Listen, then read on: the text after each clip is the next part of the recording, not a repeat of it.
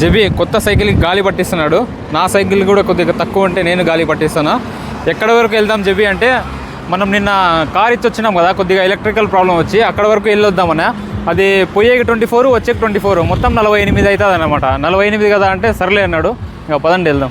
మధ్యాహ్నం కొద్దిగా హెవీగా తిన్నా, ఇంకా 48 కిలోమీటర్లు కదా, మన బాడీ ఇంకా దాన్ని పిండి పడేస్తుంది. మళ్ళీ రావడం తినడమే. ఇంకా నేను డైట్లు గీటలు చేయను అనమాట, తినడం ఎక్సర్సైజులు చేయడమే. మనిషి అనుకుంటే ఏదైనా సాధించగలడు అనే సిద్ధాంతాన్ని నేను నమ్ముతూ ఉంటా. చాలామంది మీరు ఏమైనా పని చేసేటప్పుడు నీతో కాదు, నువ్వు చేయలేవు అని చెప్పడం, నగడం ఇలాంటివి చేస్తుంటారు. వాళ్ళకి మాటల్లో చెప్పే కన్నా మన సక్సెస్ వాళ్ళ ముందర పెట్టినామనుకోండి, అదే వాళ్ళకి జవాబు అనమాట. మన బండి అయితే రెడీ కాలేదు, ఇంకా ఒక రోజు పడుతుందంట. మీరు కూడా నాలాగా మనల్ని చూసి నవ్వే వాళ్ళకి, మన వెనకాల మాట్లాడే వాళ్ళకి నా సక్సెస్ చూపించి నోర్లు బంద్ చేసినట్ల మీలో ఎవరైనా చేసింటే కామెంట్లో చెప్పండి. ఫైనలీ 48 కిలోమీటర్లు కంప్లీట్ అయింది. పోయేకి 1 గంట పట్టింది, వచ్చేకి తక్కువే 40 నిమిషాలు పట్టింది. చేరుకున్నాం. ఇప్పుడు స్ట్రెచ్చింగ్ చేసుకుందాం ఇప్పుడు, ఎందుకంటే కాళ్ళు పట్టేస్తాయి లేకుంటే.